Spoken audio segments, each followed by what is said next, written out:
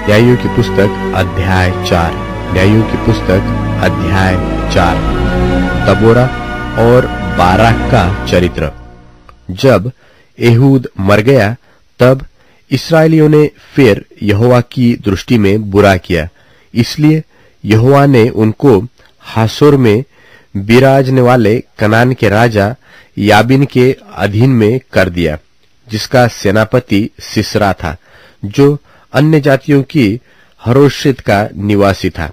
तब इस्राएलियों ने यहोवा की दुहाई दी, क्योंकि सिसरा के पास लोहे के 900 रथ थे और वह इस्राएलियों पर 20 वर्ष तक बड़ा अंधेर करता रहा।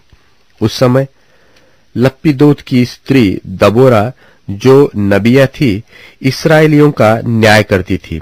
वह एप्रेम के पहाड़ी देश में रामा और बेतेल के बीच में दबोरा के खजूर के तले बैठा करती थी, और इस्राएली उसके पास न्याय के लिए जाया करते थे। उसने अबीनोअम के पुत्र बाराक को केदेश नप्ताली में से बुलवाकर कहा, क्या इस्राएल के परमेश्वर यहोवा ने यह आज्ञा नहीं दी कि तू जाकर ताबोर पहाड़ पर चढ़ और नप्तालियों और जुबलूनियों में के 10,000 पुरुषों को संग ले जा। तब मैं याबिन के सेनापति सिसरा के रथों और भीड़-भाड़ समेत किशोन नदी तक तेरी ओर खींच ले आऊंगा और उसको तेरे हाथ में कर दूंगा। बाराक ने उससे कहा, यदि तू मेरे संग चलेगी तो मैं जाऊंगा, नहीं तो न जाऊंगा। उसने कहा, निसंदेह मैं तेरे संग चलूंगी, तो भी इस यात्रा से तेरी तो कुछ बढ़ाई न होगी, क्योंकि यहोवा सिसरा को एक स्त्री के अधीन कर देगा। तब दबोरा उठकर बाराक के संग केदेश को गई। तब बाराक ने जुबलून और नप्ताली के लोगों को केदेश में बुलवा लिया और उसके पीछे 10,000 पुरुष चढ़ गए और दबोरा उसके संग चढ़ गई। हेबेर नाम केनी ने उन केनियों में से, जो मूसा के साले होबाब के वंश के थे, अपने को अलग करके केदेश के पास के साननिम के बांज वृक्ष तक जाकर अपना डेरा वही डाला। जब सिसरा को यह समाचार मिला कि अबीनोअम का पुत्र बाराक ताबोर पहाड़ पर चढ़ गया है, तब सिसरा ने अपने सब रथ, जो लोहे के 900 रथ थे, और अपने संग की सारी सेना को अन्य जातियों के हरोशेत के किशोन नदी पर बुलवाया। तब दबोरा ने बाराक से कहा, उठ, क्योंकि आज वह दिन है जिसमें यहोवा सिसरा को तेरे हाथ में कर देगा। क्या यहोवा तेरे आगे नहीं निकला है? इस पर बाराक और उसके पीछे पीछे 10,000 पुरुष ताबोर पहाड़ से उतर पड़े।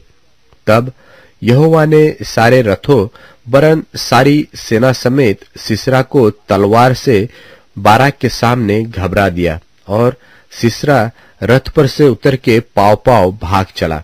और बाराक ने अन्य जातियों के हरोशेत तक रथों और सेना का पीछा किया, और तलवार से सिसरा की सारी सेना नष्ट की गई और एक भी मनुष्य न बचा।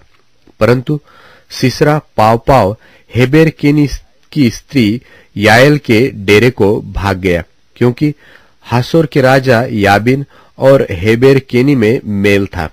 तब याएल सिसरा की भेंट के लिए निकलकर उससे कहने लगी, हे मेरे प्रभु, आ मेरे पास आ और न डर। तब वह उसके पास डेरे में गया और उसने उसके ऊपर कंबल डाल दिया। तब सिसरा ने उससे कहा, मुझे प्यास लगी है, मुझे थोड़ा पानी पिला। तब उसने दूध की कुप्पी खोलकर उसे दूध पिलाया और उसको ओढ़ा दिया। तब उसने उससे कहा, डेरे के द्वार पर खड़ी रह, और यदि कोई आकर तुझसे पूछे कि यहाँ कोई पुरुष है, तब कहना, कोई भी नहीं।